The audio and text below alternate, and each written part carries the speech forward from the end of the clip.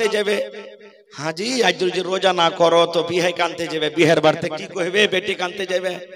মান সম্মান বাঁচার লেগে জীবনে রোজা করবে না, যেদিন কুটুম তালি করতে যাবে সেদিন রোজা করে যাবে, যাতে কুটুমে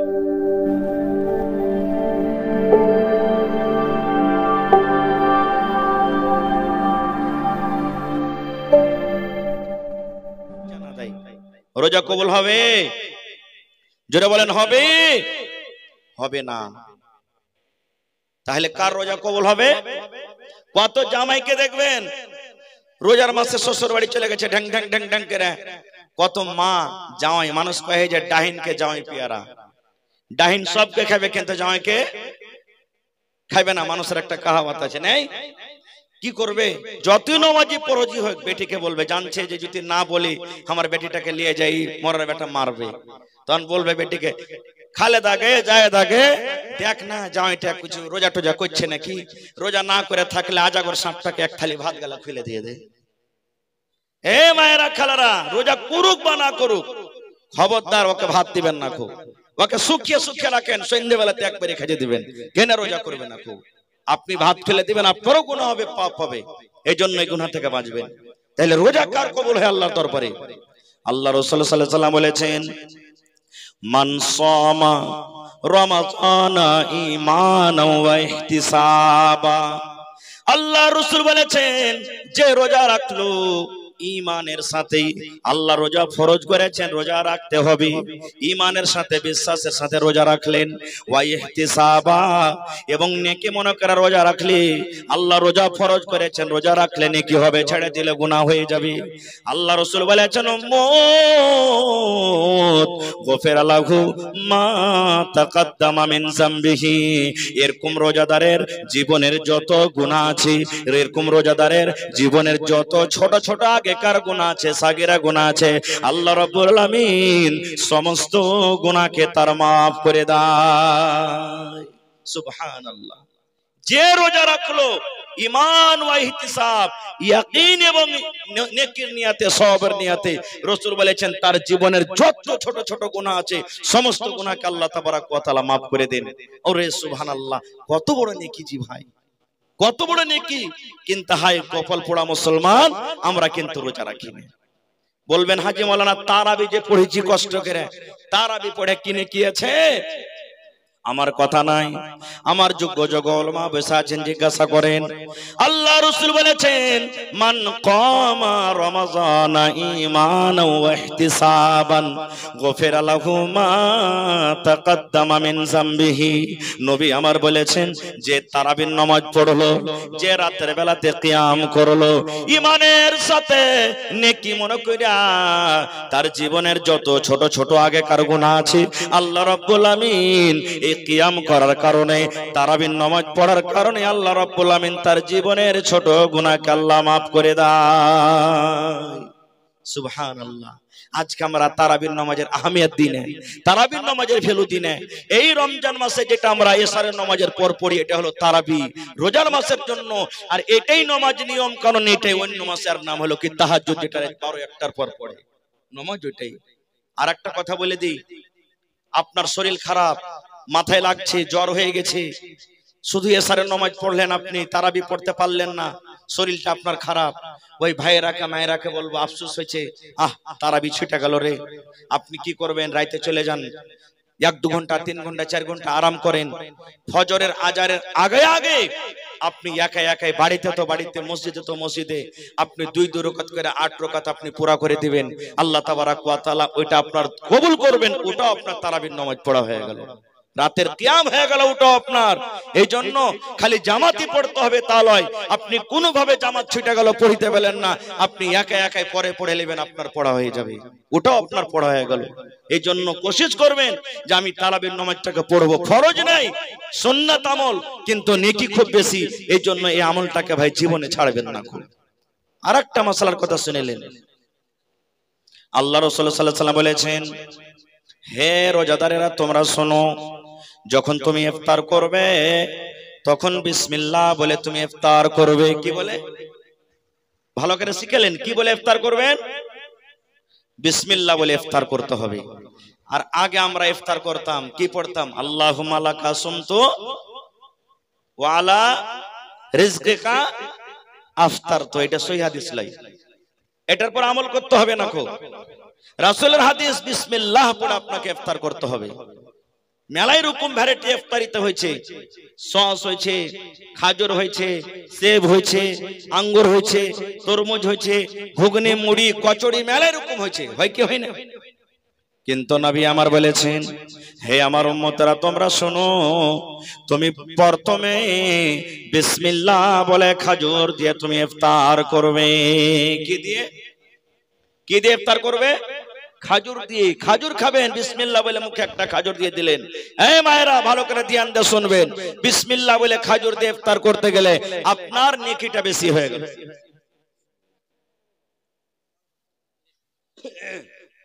আপনার নেকি বেশি হয়ে গেল। খাজুর দিয়ে ইফতার করতে হবে আপনাকে। তারপরে তখন এক গ্লাস পানি, শরবত যা আছে পান করলেন। আপনার সামনে শরবত রাখা আছে, প্রথমে শরবত খাবেন না। শরবত না আছে, পানির বোতল আছে, পানি খাবেন না। খাজুর আছে থালিতে, যতই খাজুর থেকে দামি জিনিস হয়ে যায় কোনো জিনিস খাবেন না। রাসূলের হাদিস, বিসমিল্লাহ বলে তুমি মুখে একটা খাজুর দাও, দিয়া শরবত পানি যা আছে পান করো, তা নিয়ে দোয়াটা পড়েন। জাহাবাজ জামাও, শিখলেন দোয়াটা, জাহাবাজ জামাও ওয়া বিতাল্লাতিল উরুক ওয়া সাবাতাল আজরু ইনশাআল্লাহ। জাহাবাজ জামাও ওয়া বিতাল্লাতিল উরুক ওয়া সাবাতাল আজরু ইনশাআল্লাহ। এই দোয়াটা আপনাকে পড়তে হবে। তারপরে ভাত, রুটি আপনার যা সামনে আছে তখন আপনি ওগুলোকে খান, কিন্তু প্রথমে বিসমিল্লাহ পড়তে হবে আর খাজুর খাইতে হবে। এবার বলবেন মাওলানা হঠাৎ করে খাজুর শেষ হয়ে গেছে বাড়িতে, কিংবা আমি মাঠে কাম কাজ করতে গেছি, খাজুর নাই, খাজুর পাওয়া যায় না, মৌলানা জি এবার কি করব? কিংবা আমি গরিব মানুষ, খাজুর কিনতে পারি না, তাইলে কি করব জি মৌলানা? নবী আমার বলেছেন, উম্মত রে, তুমি যদি খাজুর না পাও, তোমার যদি খাজুর যদি না হয়, তাহলে বিসমিল্লাহ বলে কলে তোমার পানি আছে, সমুদ্রে তোমার পানি আছে, বোরিংয়ে তোমার পানি আছে, ইন্দারাতে পানি আছে, বিসমিল্লাহ বলে তুমি এক ঢোক আগে মুখে পানি দাও আর পানি দিয়ে তুমি ইফতার করো। প্রথমে হলো খাজুর, খাজুর যদি না পাওয়া যায়, বিসমিল্লাহ বলে আপনাকে মুখে পানি দিতে হবে। মুখে পানি দেওয়ার পর জাহাবাজ জামাও ওয়া বিতাল্লাতিল উরুক ওয়া সাবাতাল আজরু ইনশাআল্লাহ, এই দোয়া পড়ার পর আপনার সামনে যা আছে সেগুলোকে আপনি খান। এটা হলো সুন্নাত তরিকা। নবী আমার বলেছেন, হে আমার উম্মত, সাহারি খাও, সাহারিতে বরকত আছে, সাহারি খাও, সাহারিতে বরকত আছে। আর এখন যে আমরা খাইতে লাগছি রে ভাই, খাইতে খাইতে খাইতে টুটি পর্যন্ত নিয়ে চলে আসছে। গোটাই দিন না খেয়ে থাকবে, কয়দল চালাইতে হবে রে? বেশি করে না খেলে কি হবে? না, সাহারি খাওয়ার মানে যে আমাকে পেটকে ঠেসা ঠেসা খাইতে হবে, আর ফজরের নামাজে আর আসতে পারি না, শ্বাস নিতে পারি না, জিন্না, এর মানে নেই। অল্প খানা খান, অল্প খান। এমনও সময় আসছে আপনি জাগতে পারলেন না, খুব আপনার নিন ভাঙ্গেনি, আজান হয়ে গেল ফজরের, এমন ঝড় মেঘ লেগেছে, সাহারি বনলো না, খাইতে পেলেন না, হাজি মৌলানা রোজা হয়ে যাবে, কিচ্ছু খাইতে পাননি, রোজা হয়ে যাবে, কিচ্ছু এক ঢোক পানিও খেতে পাননি, যা সন্ধ্যে বেলাতে খেয়েছেন ওই খাওয়াতে আছেন আপনি, আপনি থেকে যান, রোজার নিয়াত করলেন, আপনার রোজা হয়ে যাবে, কোনো অসুবিধা নেই, রোজা আপনার হয়ে যাবে। অল্প কিছু খান, অল্প খাইতে হবে, বেশি খাইতে হবে না, আপনার রোজা হয়ে যাবে। ভাই মুসলমান, এবারে ইফতারি কখন করতে বসতে হবে আমাকে আপনাকে? টাইম ধরেন আজকে 5:48 আমরা ইফতার করলাম আজকে, নাকি? ইফতারির 4 মিনিট 5 মিনিট আগে আপনাকে বসতে হবে, মোটামুটি 4 মিনিট 5 মিনিট আগে বসবেন। বলবেন কেন জি মৌলানা আগে বসবো কেন? তাহলে কত লাভ আছে জানেন? ইফতারির 4 মিনিট 5 মিনিট আগে বসাতে কত লাভ আছে।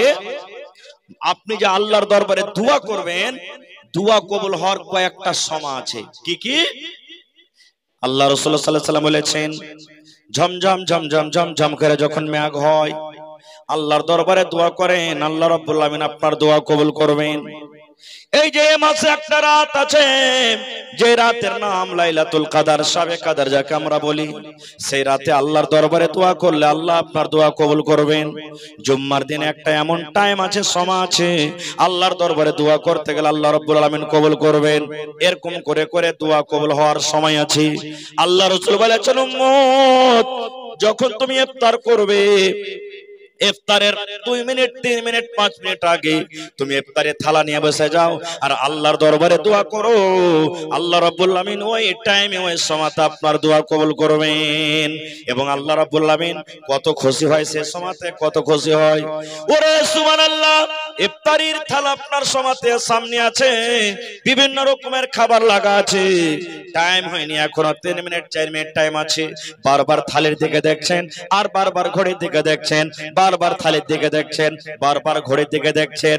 আল্লাহ রাব্বুল আমিন ওই সময়তে ফেরেশতাকে বলেন, ফেরেশতা রে দেখ রে আমার পাগলারাকে, দেখ দেখ রে আমার বান্দা রেখে দেখ, এখনো বারবার ঘড়ির দিকে সময় আছে, 2 মিনিট আগে ইফতার করে না, 1 মিনিট আগে ইফতার করে না, 10 সেকেন্ড আগে ইফতার করে না। আল্লাহ ফেরেশতাকে বলেন, ফেরেশতা রে এই সময়খানি আমার ওই বান্দা বান্দিরা আমার দরবারে কি মুখ খিলায়া দোয়া চাইছে, দেখ আমার বান্দা বান্দিরা এই সময়তে যে দোয়াটা করবে আমি আল্লাহ রাব্বুল আমিন তাদের সেই দোয়াটাকে কিন্তু কবুল করব। এই জন্য ইফতারির টাইম খানে আপনি দোয়া করবেন। আজকে আমরা ইফতারিতে বসে দুনিয়ার গল্প করি, আমরা দুনিয়ার গল্প করি, যে না ওই সময়খানে দোয়া কবুল হওয়ার টাইম, দোয়া আল্লাহ তাবারাক ওয়া তাআলা ওই সময়খানে কবুল করবেন। এবার বলবেন, হাজী মাওলানা এই মাসের ফজিলত কি, এই মাসটার আল্লাহ তাবারাক ওয়া তাআলার নিকটে ফজিলত কি? আমার কথা নয়, আল্লাহ রাসূল সাল্লাল্লাহু আলাইহি ওয়াসাল্লাম বলেছেন, হে আমার উম্মতারা তোমরা শোনো, যখন রমজান মাসের চাঁদ উঠে যায় পশ্চিম দিকে, যখন তোমরা চাঁদ দেখো, আল্লাহ রাব্বুল আলামিন ফেরেশতাকে ডাক দেয় বলেন, আর বলেন ফেরেশতারে 11 মাস জাহান্নামের দুয়ার খোলা আছে, যাও যাও রে ফেরেশতা, আমি আল্লাহ রাব্বুল আলামিন আদেশ করি এই সমস্ত জাহান্নামের দুয়ারকে তোমরা বন্ধ করে দাও। কেন?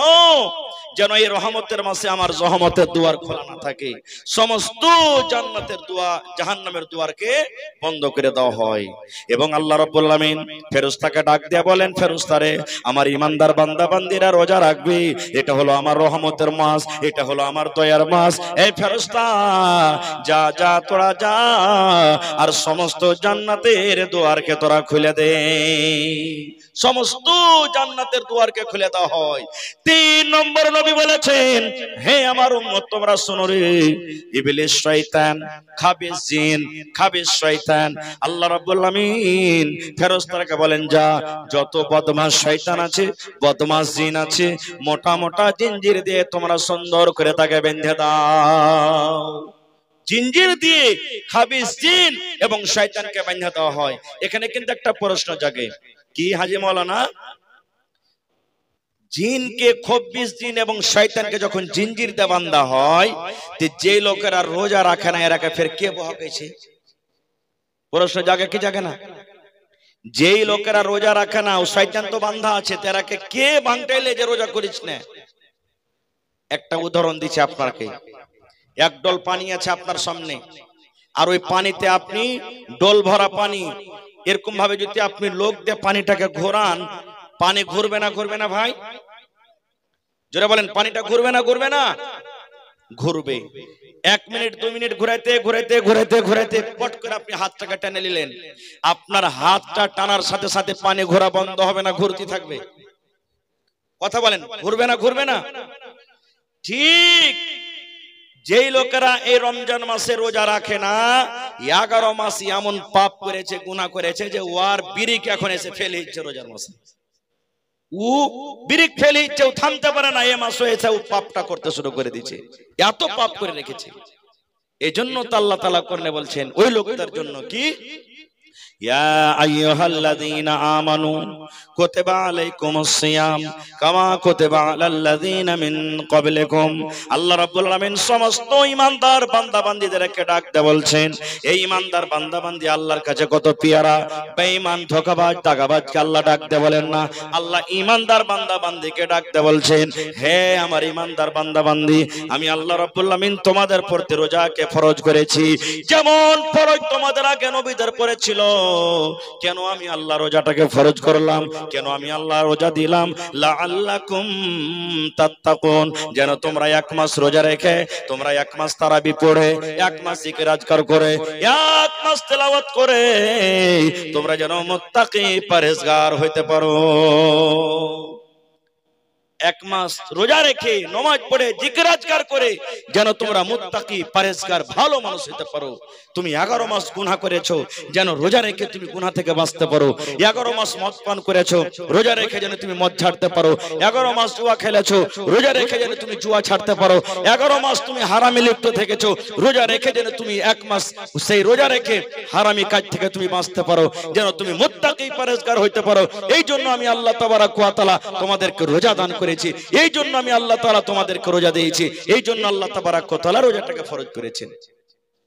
ভাই মুসলমান, কিন্তু হায়রে হতভাগা মানুষ, আমরা জানি না রোজার ফজিলত, আমরা বুঝি না।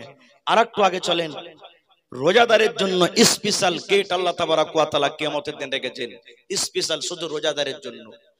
জান্নাতের 8টা দুয়ার আছে। কয়টা দুয়ার আছে ভাই? জান্নাতের কয়টা দুয়ার আছে? 8টা গেট, 8টা দুয়ার আছে। প্রত্যেক দুয়ারের নাম হলো আলাদা আলাদা।